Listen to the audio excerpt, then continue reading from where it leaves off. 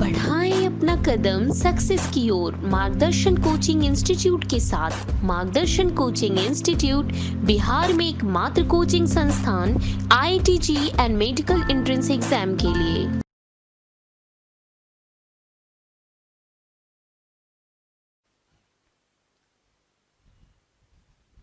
अब एक बतला रहे हैं फ्लेवर सेवर, ये भी है ट्रांसजेनिक टोमेटो। यही बतलाए थे कि इसमें ripening period, late ripening period होता है। Late ripening, right. तो राइपनिंग नहीं होगा, लेट होगा तो टमाटर जल्दी सड़ेंगे नहीं। तो यह जो राइपनिंग होता है टोमेटो में, वो किसके कारण है? Polygalacturonase enzyme responsible for ripening of tomato, right. अब अगर सोचो कि पॉलीगैलेक्टोयूरोनेज एंजाइम्स के लिए जो जीन है उसको अगर आरएनए इंटरफेरेंस की सहायता से खत्म कर दिया जाए, राइट, तो वह जो टमाटर का पौधा होगा उसमें पॉलीगैलेक्टोयूरोनेज एंजाइम का प्रोडक्शन क्या होगा? कम होगा, जिसके कारण वो टमाटर का क्या होगा? राइपनिंग भी क्या होंगे? कम होंगे। तो समझ गए? तो gene for polygalacturonase inactivated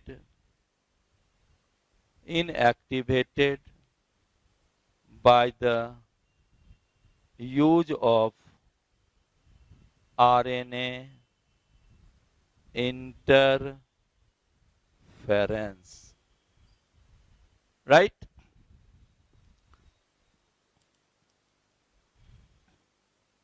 RNA interference, ठीक है। ये फ्लेवर सेवर समझ गए। अब नेक्स्ट बतला रहे हैं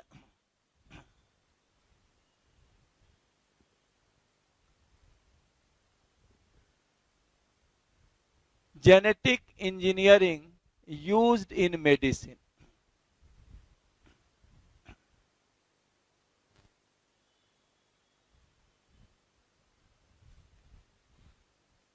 genetic engineering used in medicine, जैसे genetical engineered insulin, genetical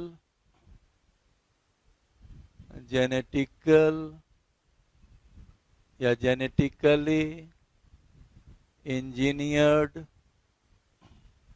insulin, या इसी का नाम क्या है? Humulin, right. अभी आपको इसी क्लास से पहले इसी के विषय में बतलाए थे। तो यह देखो, इंसुलिन का जो जीन होता है, it's gene located on 11th chromosome, right. अब आप जानते होंगे कि इंसुलिन जो प्रो इंसुलिन वह 3 पॉलीपेप्टाइड चेन का बना होता है,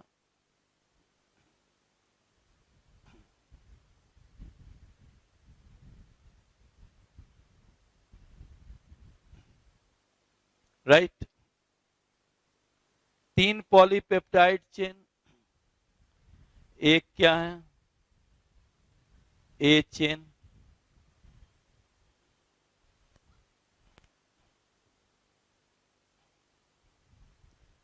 दूसरा क्या है, सी चेन,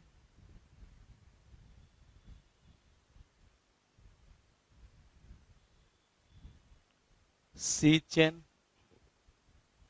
और तीसरा जो है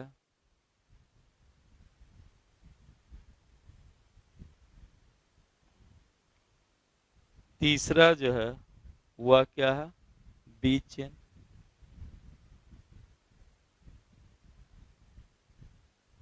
ये क्या हुआ, ए पॉलीपेप्टाइड चेन, जो कितना अमाइनो एसिड का बना होता, 21 अमाइनो एसिड। ये क्या हुआ,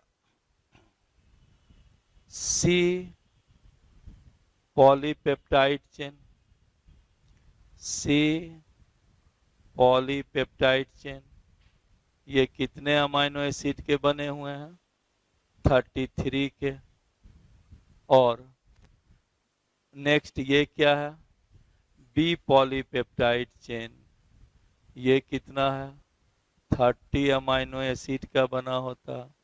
लेकिन जो इंसुलिन बनता है, जो रियल में जो इंसुलिन है, राइट, ये जानते हो कि 2 पॉलीपेप्टाइड चेन के बने होते हैं। एक क्या है, ए पॉलीपेप्टाइड चेन, और दूसरा बी पॉलीपेप्टाइड चेन। तो ए पॉलीपेप्टाइड चेन कितना अमाइनो एसिड का बना हुआ है, 21, बी कितना है, 30। और ये देखो 2 जगह पर डाइसल्फाइड बॉन्ड से जुड़े रहते हैं, ठीक है। एक जो 7th पोजीशन पर और दूसरा एक का 20 और दूसरे के 19। तो केवल आप ये 7 और 20 भूल भी जाइए तो दोनों इंसुलिन की जो दोनों पॉलीपेप्टाइड चेन है वह 2 डाइसल्फाइड बॉन्ड के द्वारा जुटा रहता। अब ये देखो, जो जेनेटिक इंजीनियर्ड ह्यूमुलिन बनाया गया उसके लिए जो अमेरिका की कंपनी थी जिसका नाम है एली लिली, ये क्या किया कि इस पॉलीपेप्टाइड का जीन और इस पॉलीपेप्टाइड का जो जीन है उसको आर्टिफिशियली सिंथेसाइज्ड किया। Synthesized gene for A and B polypeptide chain of insulin, right.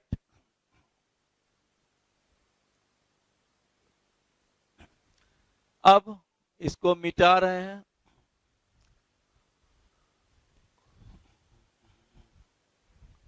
अब ये देखो कि इस जीन को उसने क्या किया, जो वेक्टर है जो आपको बतलाए थे PBR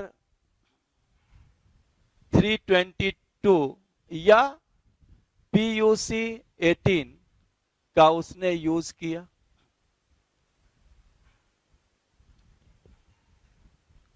राइट। तो मान लो यहां पर हम लिख रहे हैं PUC 18, जो याद होगा आपको, plasmid of university of California का उसने क्या किया, यूज किया। और इसमें एक PUC में एक पॉलीपेप्टाइड चेन और दूसरे में क्या, दूसरे पॉलीपेप्टाइड चेन में उसको डाल दिया, दूसरे प्लाज्मिड्स में इस जीन को ट्रांसप्लांट कर दिया। और ट्रांसप्लांट करने प्लाज्मिड में इसको इंसर्ट कर दिया और इंसर्ट करने के बाद उसको इकोलाई बैक्टीरिया में ट्रांसफर कर दिया। Transfer to E coli bacteria, right. फिर PUC 18, फिर क्या हुआ? PUC 18 में क्या है? जीन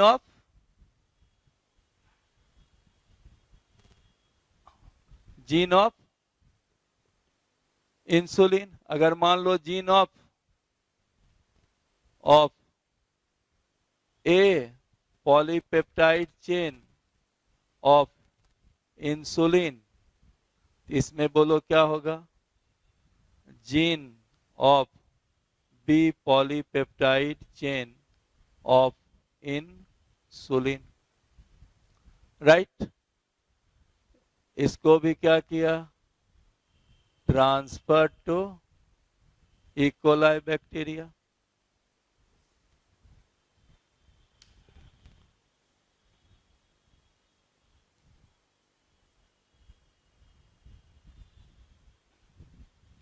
राइट,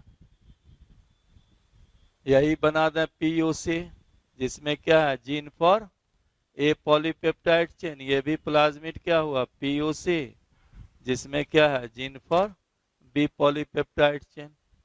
बोलो अब जिसके कारण क्या होगा? बोलिए। इस इकोलाई बैक्टीरिया में ए पॉलीपेप्टाइड चेन का सिंथेसिस हो जाएगा, ए पॉलीपेप्टाइड चेन। इससे क्या होगा? बोलो। B polypeptide chain. इस प्रोटीन को जो इससे सेपरेट करते हैं, both polypeptide chain separated with the help of cyanogen bromide। किसके द्वारा अलग कर दिया गया? साइनोजेन ब्रोमाइड के द्वारा। अब देखो ये क्या हो गया? ए पॉलीपेप्टाइड चेन और इससे क्या प्राप्त हुआ? B polypeptide chain, right. अब दोनों को क्या करेंगे? जोड़ना है। किसके द्वारा? डाइसल्फाइड बॉन्ड को, दोनों पॉलीपेप्टाइड चेन को लेकर के, और बतलाए ही थे 2 पोजीशंस पर क्या है? डाइसल्फाइड बॉन्ड से जोड़ दिया गया। इस तरह से क्या हुआ? इंसुलिन का फॉर्मेशन हो गया। तो यह जो इंसुलिन हुआ वो कैसा इंसुलिन हुआ? Genetic engineered insulin. इसी को क्या नाम दिया गया? ह्यूमिलिन। तो ये देखो सबसे डिफिकल्ट टास्क था ह्यूमिलिन बनाने का, वह डाइसल्फाइड बॉन्ड के द्वारा दोनों पॉलीपेप्टाइड चेन को जोड़ना। एली लिली के कंपनी में जितने वर्कर्स थे, करीब 90% वर्कर का यूज किसमें किया गया? इस डाइसल्फाइड बॉन्ड के लिंकिंग के लिए। तो लिख दें नोट करके, more difficult task for the production of hemoglobin is the linking of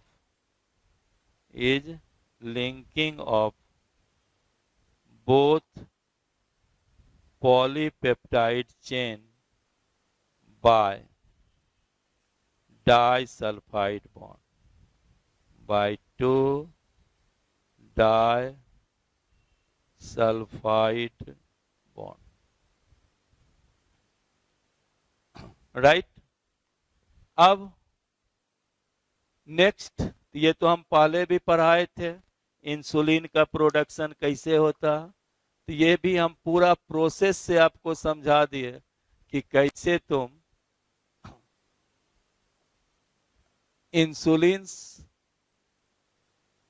को जेनेटिकली प्रिपेयर्ड कर सकते हो। अब है next, treatment of disease bye genetic engineering.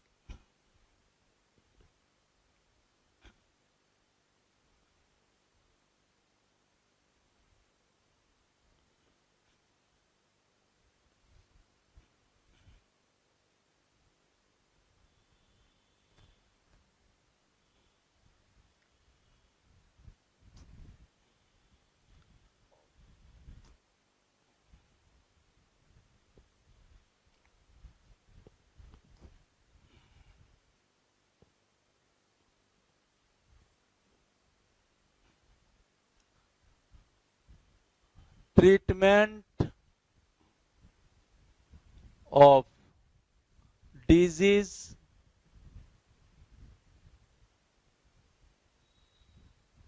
Bye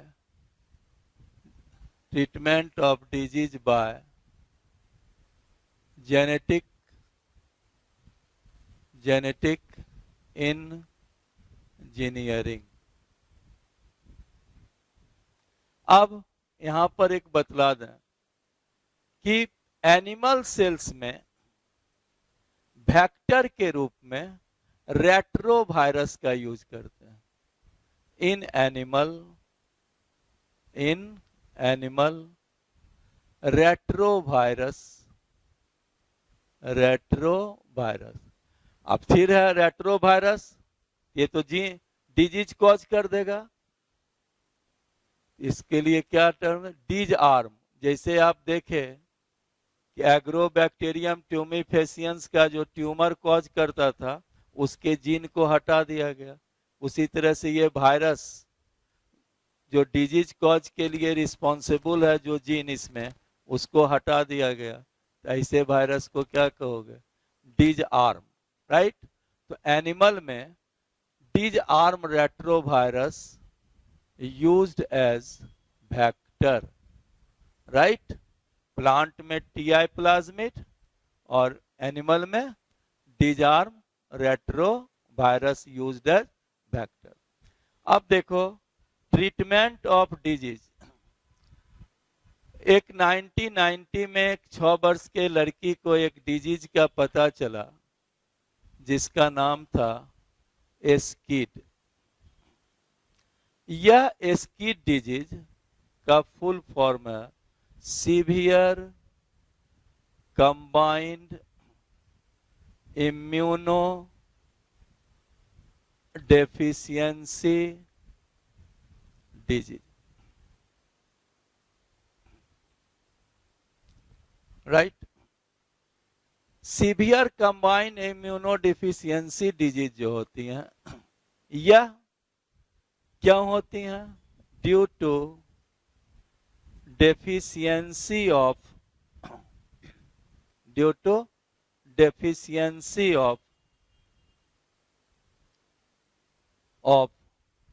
ADA enzyme. ADA enzymes का अर्थ हुआ एडिनोसिन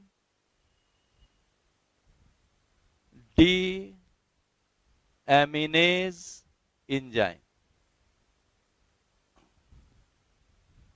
राइट। और यह ADA जो होता है, ADA एंजाइम, यह responsible for the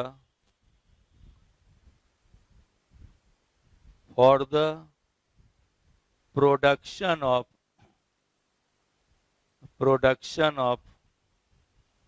responsible for activity of B and T lymphocyte। अब तो समझे कि एस्कीड डिजीज किसके कमी से होते हैं? एडीए एंजाइम की कमी, जिसका नाम क्या है? Adenosine deaminase enzyme. इसके कमी के कारण क्या होगा? बी और टी लिम्फोसाइट की एक्टिविटी लॉस्ट हो जाएगी। और तुम जानते हो कि हमारा पूरा इम्यून सिस्टम किससे रिलेटेड है? जो थर्ड इम्यून सिस्टम है वो किससे है? बी एंड टी लिम्फोसाइट से। इसके कारण क्या होगा? इम्यूनिटी घट जाएगी और डेथ हो जाएगा। राइट। अब यह जो डिफिशियंसी एंजाइम्स है, इस सॉरी एडीए जो एंजाइम्स है, इसके लिए भी क्या होंगे? जीन होंगे। और यह जीन जो है हम लोग के 20 क्रोमोसोम्स पर रहता है। तो लिख दें, gene for ADA enzymes, gene for ADA enzyme located on 20th chromosome, right. अब इसी को बतलाव है कि अब इसका ट्रीटमेंट कैसे हो। तो अब तो तुम जान चुके कि यह किसकी कमी से होती हैं? एडीए एंजाइम की कमी से होती हैं। तो अगर हम जिस बच्चे में यह बीमारी हो उसमें अगर हम एंजाइम की सुई दे दें,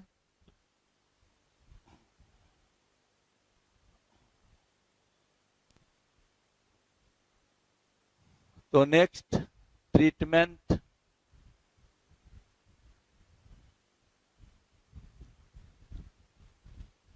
एंजाइम रिप्लेस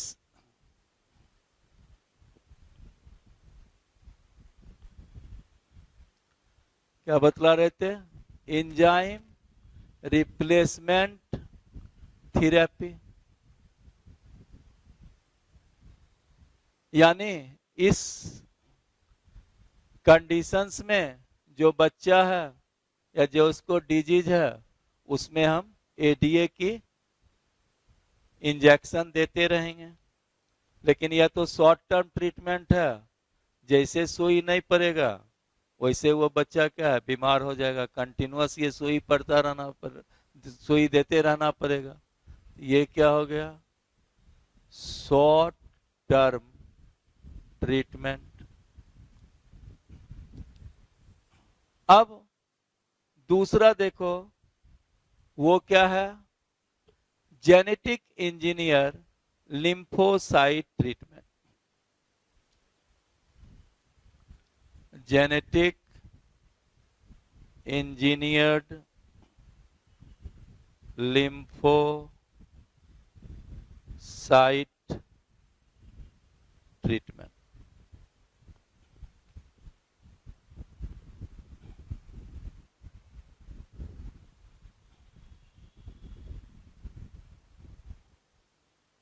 अब इसी को समझो, इसी को एनसीईआरटी में दिए हुए है बोन मैरो ट्रांसप्लांटेशन।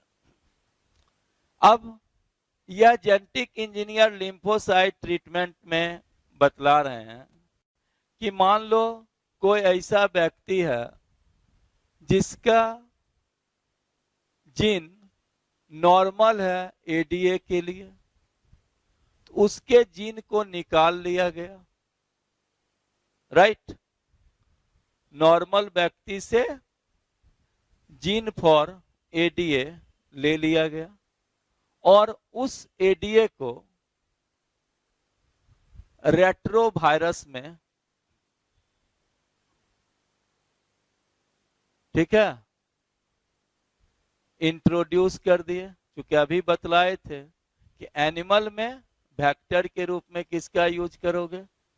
रेट्रोवायरस का। राइट। और अब जो यह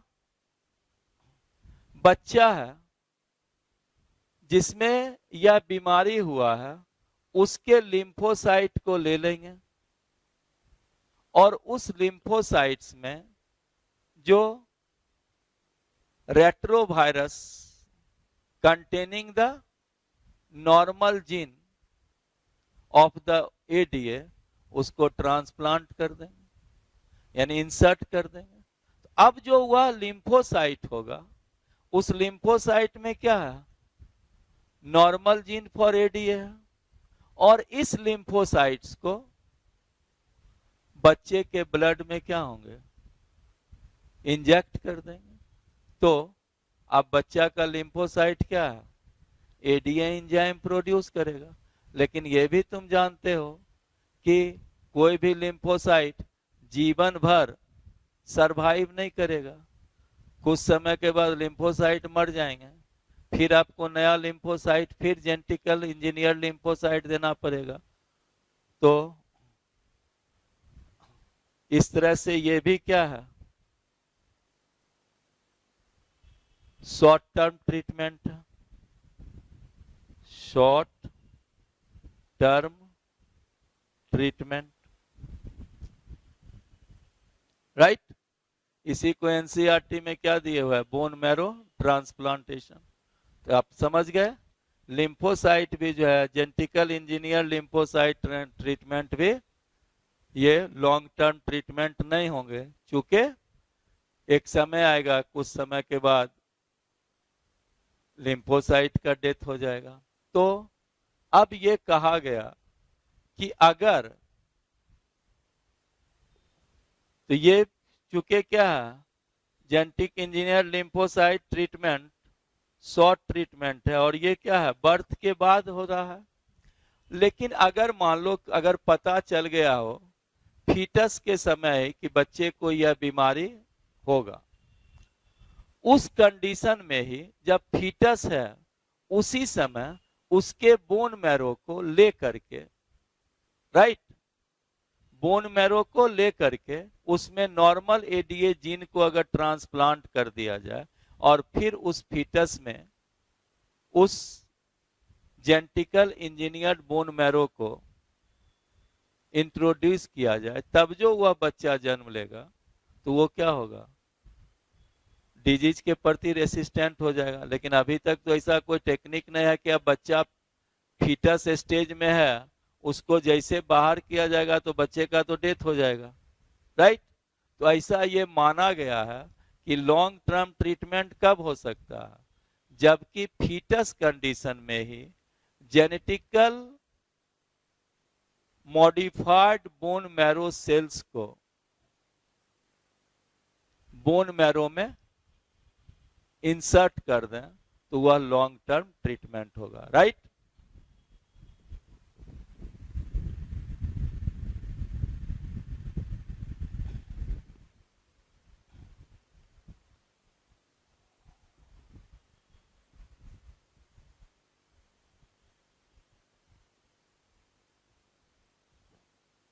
तो लिख दें, genetically engineered bone marrow cells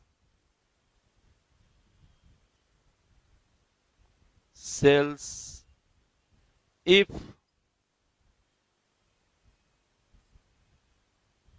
introduced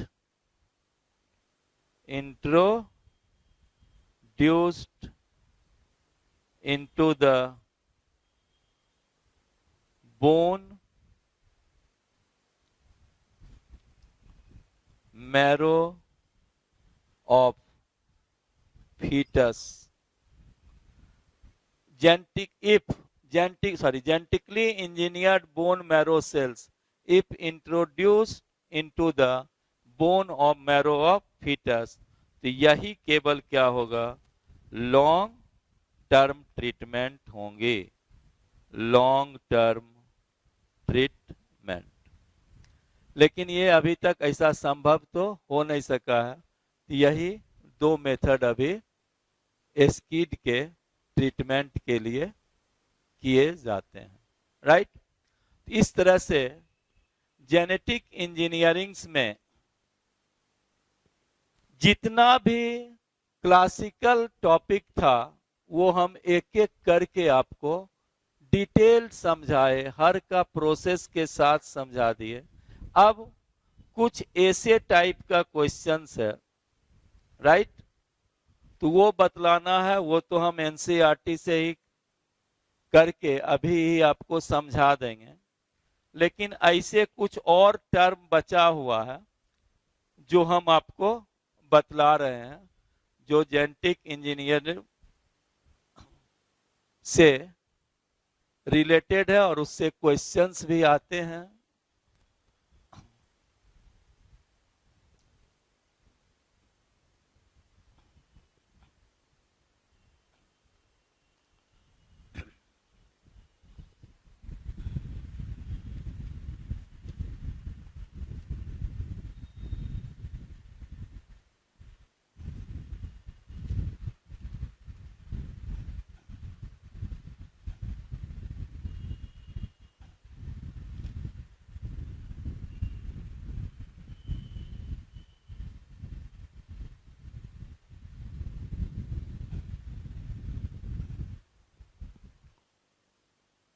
अब जैसे एक टर्म लिखते हैं अल्फा 1 ट्रिप्सिन, यह मेडिसिन है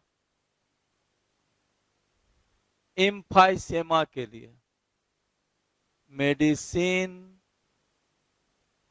for the treatment of emphysema.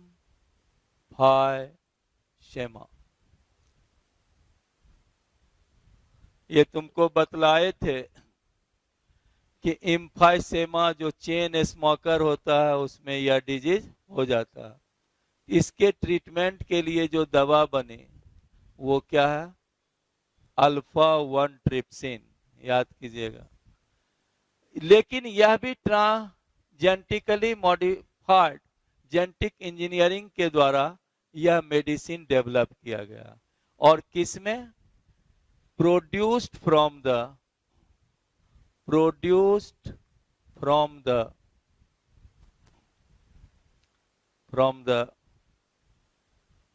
SIP, produced from transgenic SIP Tracy.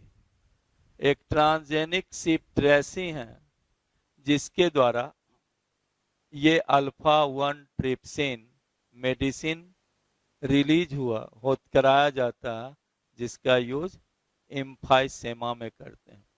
इसी तरह से देखो 3 SIP बहुत इंपॉर्टेंट है, डॉली, पॉली और मॉली। डॉली, पॉली, मॉली, ये तीनों SIP हैं। यह डॉली जो है ये फर्स्ट क्लोन्ड SIP है, फर्स्ट क्लोन्ड SIP है। फर्स्ट क्लोन्ड SIP कहने का अर्थ है कि ये पहला सेल है, पहला मैमल्स हैं जिसका प्रोडक्शन बिना स्पर्म और ओवम के हुआ है। ये सोमेटिक सेल के द्वारा ही इसको डेवलप कराया गया। ये हो गया first clone cell Dolly and Dolly. और पॉली और मोली जो है ये क्लोन्ड भी है और ट्रांसजेनिक भी है। ट्रांसजेनिक का अर्थ क्या है कि दूसरे का जीन भी इसमें इंट्रोड्यूस किया गया। तो पॉली और मोली क्या हो गया, cloned and transgenic SIP, right. अब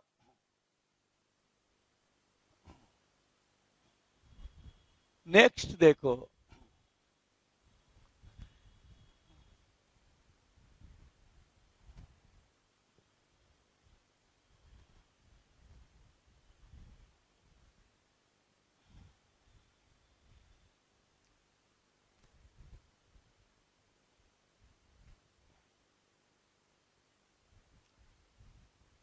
एनडी,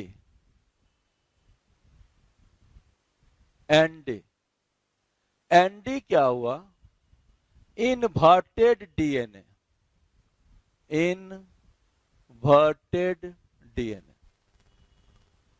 ये किसमें डेवलप किया गया है? मंकी में, transgenic monkey, transgenic monkey, right. अब यह क्या हुआ कि ये देखो, एक जेली फिश है, जेली फिश, उससे GFP, gene for fluorescent protein, fluorescent protein को लेकर के, राइट। और जो सरोगेट मंकी होंगे उसके एम्ब्रियो में उसको ट्रांसप्लांट कर दिया गया। किस फॉर्म में? इन्वर्टेड फॉर्म में, इन्वर्टेड फॉर्म में।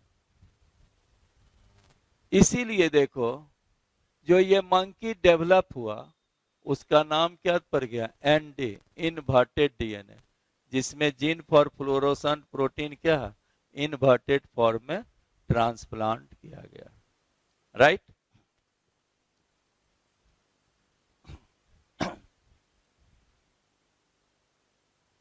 तो इस तरह से हम आपको कई ट्रांसजेनिक ऑर्गेनिज्म का नाम बतलाए। तो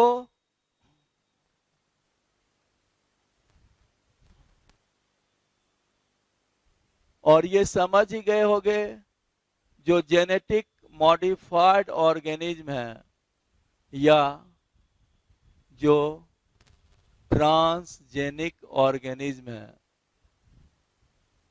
राइट। तो जितने ट्रांसजेनिक ऑर्गेनिज्म है उसका करीब 95% जो है, जो बनाया गया है उसका 95% क्या है? रैट है।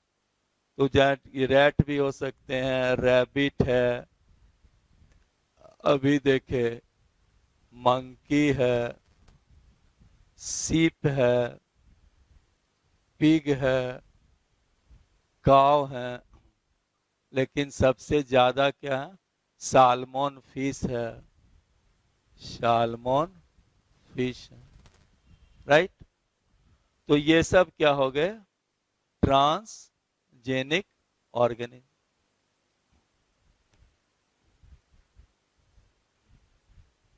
राइट। आप जैसे ट्रांसजेनिक काव ले लो, ट्रांसजेनिक काव, राइट। इस ट्रांसजेनिक काव का नाम क्या है? रोजी। इस ट्रांसजेनिक काव में जो मिल्क है,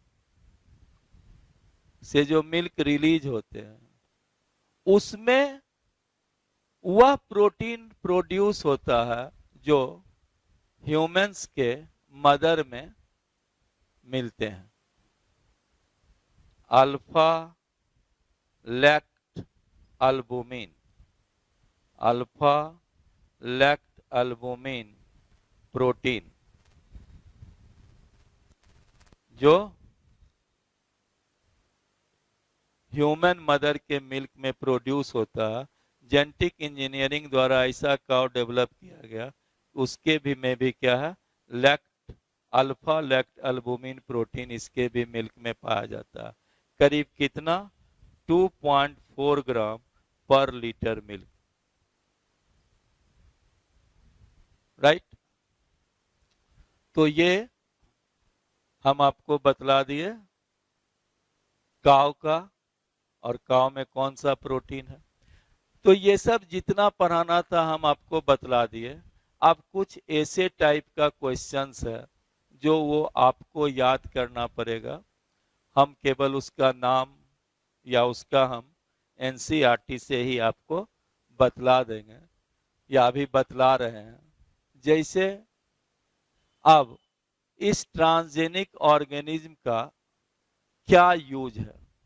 अब तो आप यूज तो देख रहे हो कि ट्रांसजेनिक ऑर्गेनिज्म से मिल्क भी बन रहा है, ट्रांसजेनिक ऑर्गेनिज्म से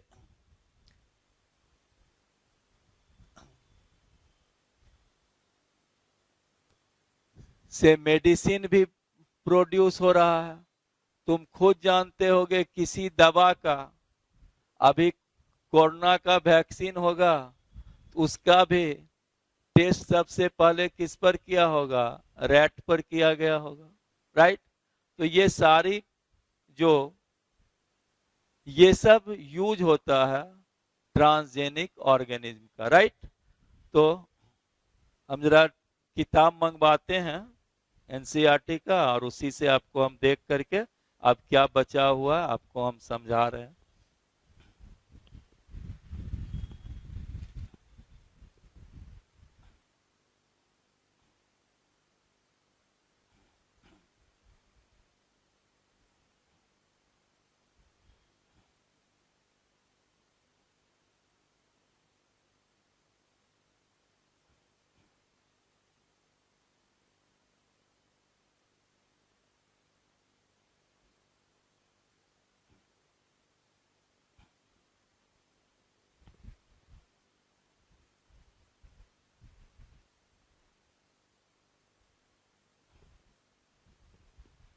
ऑफ कर दो।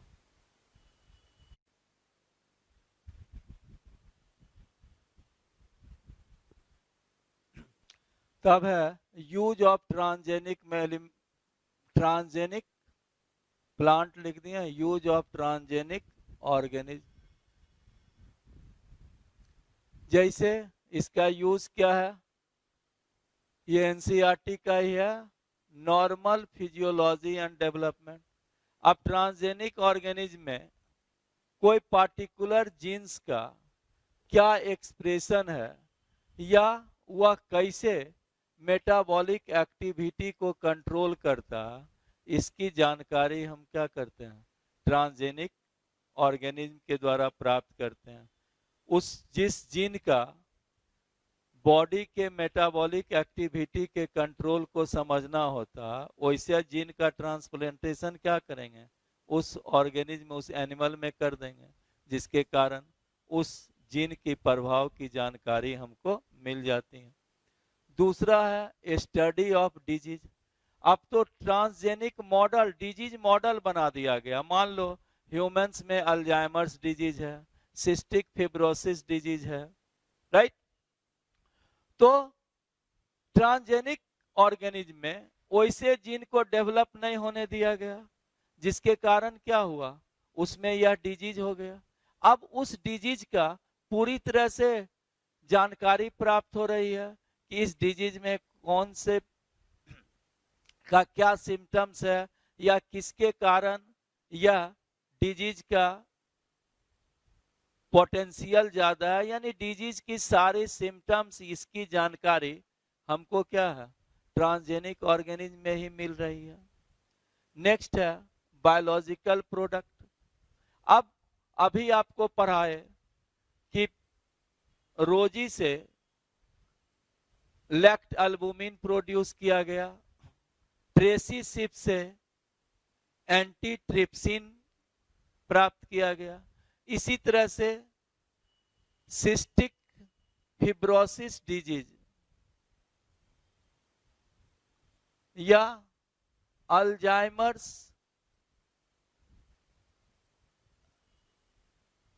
रिलेटेड डिजीज या अल्जाइमर डिजीज, ये सब की जो मेडिसिन हैं वो भी क्या है? ट्रांसजेनिक ऑर्गेनिज्म से डेवलप कराया गया है या कराने का प्रयास किया जा रहा है, राइट? Next, vaccine safety. कोई भी वैक्सीन बनेगा तो सबसे पहले क्या है? रैट पर ही रिसर्च होगा। कोरोना वैक्सीन भी हुआ तो फर्स्ट फेज में किस पर होगा? रैट पर। नेक्स्ट है chemical safety testing. Chemical safety testing, कोई केमिकल मान लो टॉक्सिक है या उसका बॉडी पर क्या प्रभाव पड़ता है, उसकी जांच भी क्या होती है? ट्रांसजेनिक ऑर्गेनिज्म पर ही होता है, राइट? तो ये सब जितना था उससे ज्यादा हम पहले ही आपको बतला चुके हैं। अब एक है इसी में use of PCR and use of Elisa.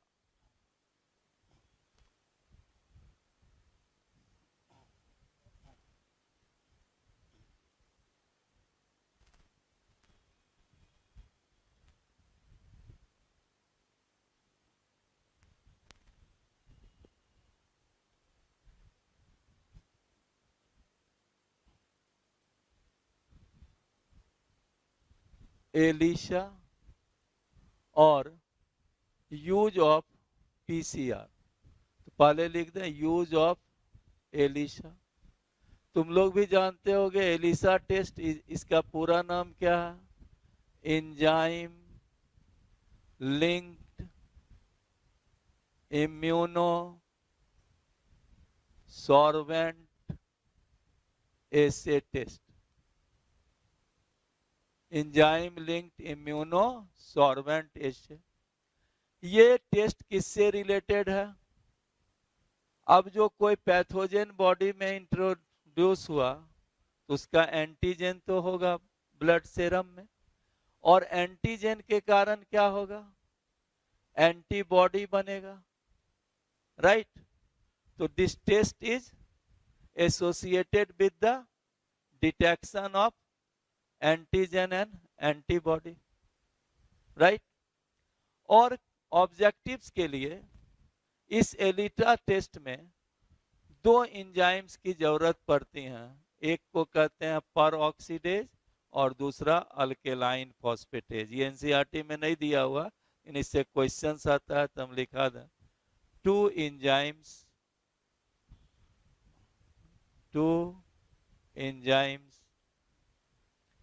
necessary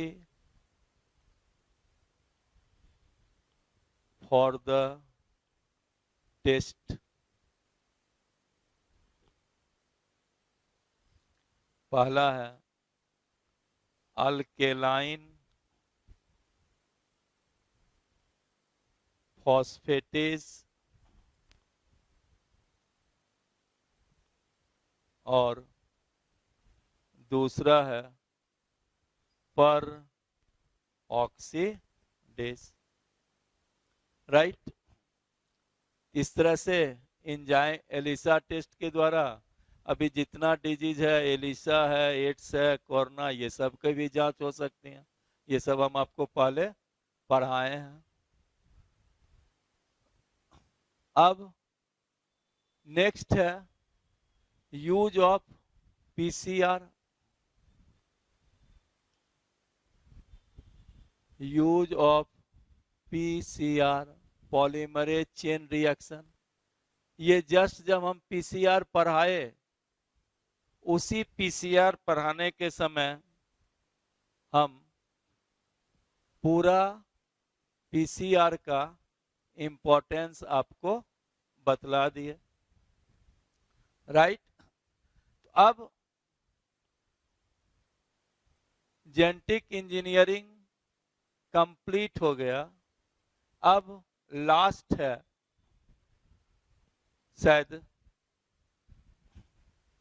हम देखते हैं एनसीईआरटी बुक को, हमको लगता है अब लास्ट होगा एथिकल इशू।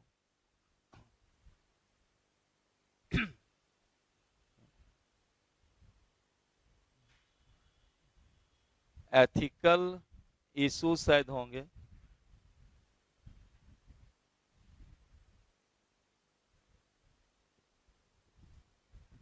हाँ, यही है एथिकल इश्यू। अब ये आप लोग अब इसको पढ़िएगा और एथिकल इशू समझो कि है क्या। It is a set of standard for the regulating its behavior and also to confirm your activity is legal or illegal. इसी को ने क्या कहोगे, एथिक, नैतिकता, राइट। तो यही दिया हुआ एथिकल इशू। अब एथिकल इशू तो अभी खुद समझ रहे हो कि इतना ट्रांसजेनिक ऑर्गेनिज्म का यूज जो है, उसी पर वैक्सीन का ट्रीटमेंट कराते हैं, उसी पर टॉक्सिन का ट्रीटमेंट कराते हैं, तो ये एथिकल है कि अनएथिकल है?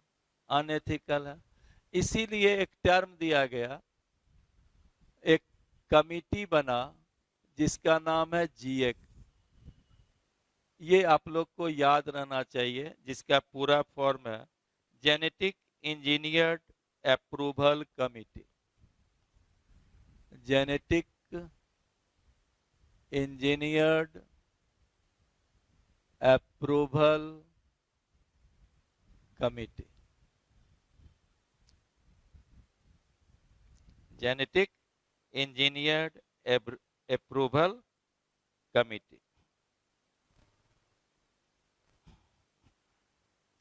तो यही कमिटी डिसाइड करता है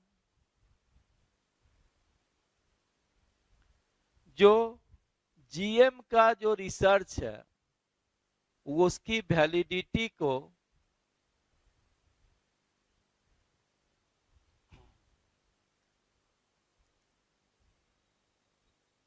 का डिसीजन कौन ले सकता है?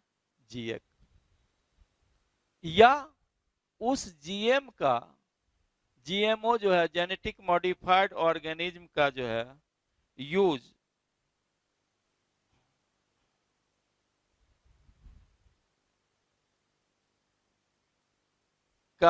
जो है पब्लिक सर्विस के लिए किया जाए या नहीं, राइट।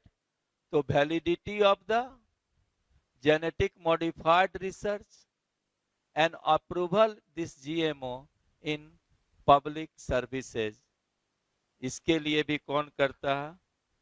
यह जीएक करता है, राइट। अब एक टर्म है बायोपिरेसी।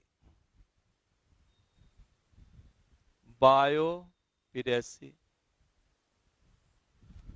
बहुत बड़ी बड़ी कंपनियां या बड़े बड़े जो डेवलप्ड कंट्री हैं, बिना गवर्नमेंट के अप्रूवल के या उस कंट्री के पर्सन्स के अप्रूवल के, वह कंट्री जो डेवलपिंग कंट्री है, पुअर कंट्री है, उसके बिना अप्रूवल के ही उसके बायो रिसोर्स पर आधिपत्य कर लेते हैं। इसी को क्या कहते हैं? Biopiracy, right. तो क्या हुआ? बायो रिसोर्स का यूज किसके द्वारा किया गया?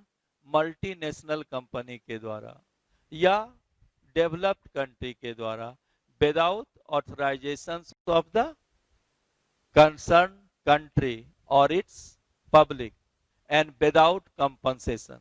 यूज भी कर लेते हैं और उसका कोई कंपनसेशन भी नहीं देते हैं। इसी को क्या कहते हैं? बायोपिरेसी। यही दिया भी हुआ है, use of bio resources by multinational company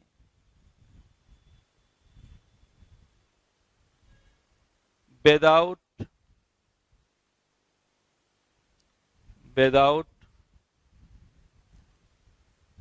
authorization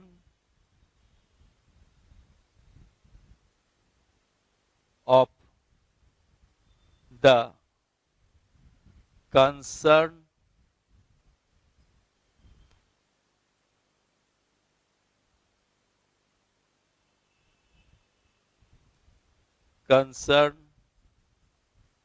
country and peoples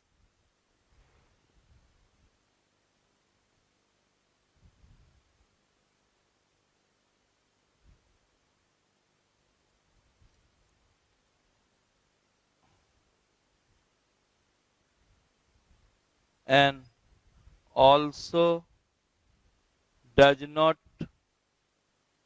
provide any compensation। यही है, ये आपको याद करना है बायोपिरेसी का, राइट। तो ये बड़ी बड़ी कंपनियां जो पुअर कंट्री हैं उसके बायो रिसोर्स का यूज कर लेते हैं, बदला में उसे ना तो कोई कंपनसेशन दिया जाता है, इसी को हम क्या कहते हैं, बायोपिरेसी। जैसे ये इम्पोर्टेंट है, इंडिया ही ले लो, इंडिया में एनसीईआरटी में दिया हुआ है 2 lakh variety of paddy plant है, 2 lakh variety of paddy plants हैं।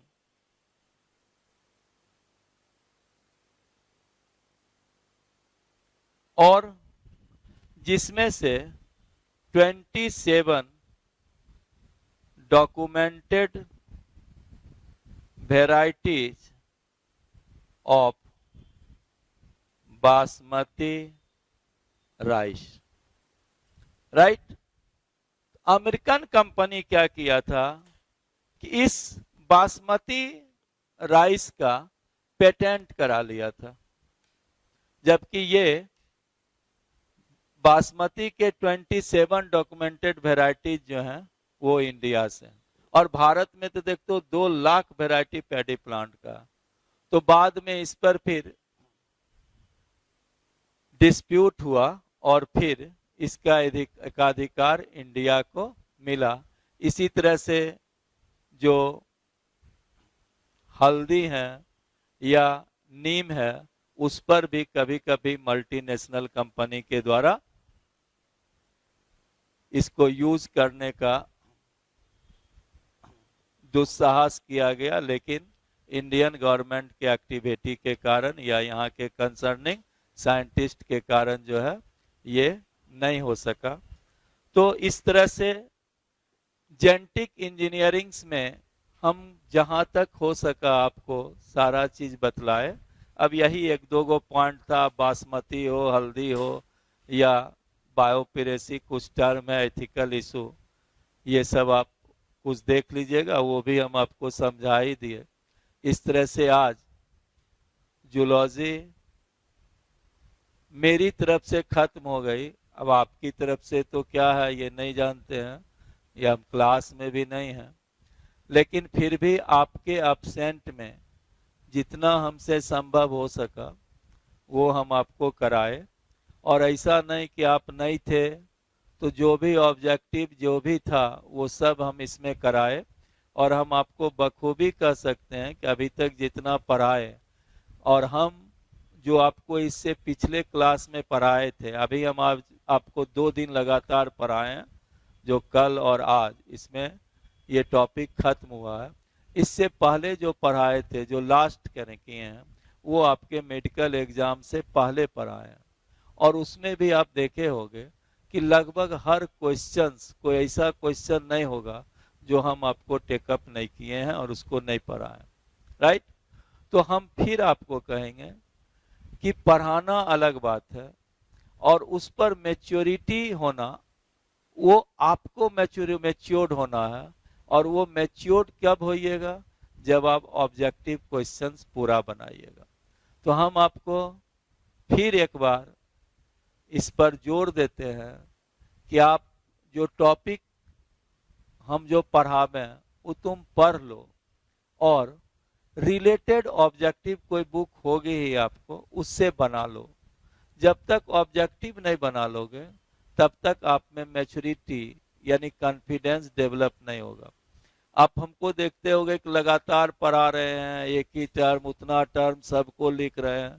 तो ये कब है, चूंकि डिफरेंट टाइप्स का क्वेश्चन बनाते रहते हैं, इसलिए जो भी ऑब्जेक्टिव टाइप्स का कोई भी क्वेश्चन रहता है वो लगभग बतलाने पढ़ाने के क्रम में मेरे हाथ पर बरबस आ जाती है, जो हम आपको लिख दिया करते हैं, ठीक है।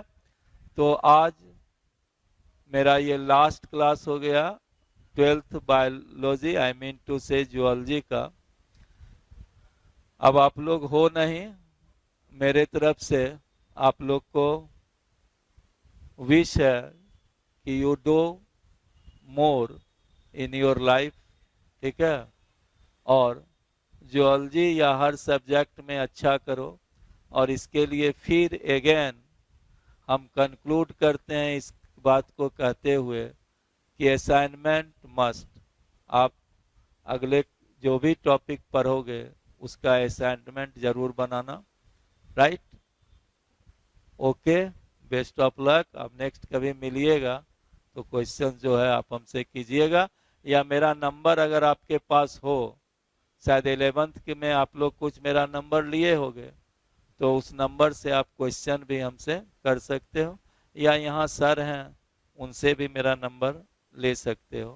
तो हमसे जो है सर से भी आप कह करके लीजिएगा। तो हमसे जब भी आपको जरूरत पड़े, किसी समय पहले भी 11th के क्लास में हम बोलते थे या तुम लोग क्वेश्चन करते थे, कभी भी रात को भी 10-11 बजे कोई करते थे तो हम जरूर उसका आंसर या बतला देते थे। तो आप लोग को भी जब जरूरत पड़े तो आप क्वेश्चन कर सकते हो, या जिसको मेरा नंबर नहीं हो तो सर से, डायरेक्टर सर से आप मांग लोगे तो हम आपको, वो सर आपको दे देंगे और हम आपको जो है फिर बतला देंगे, राइट। थैंक्स।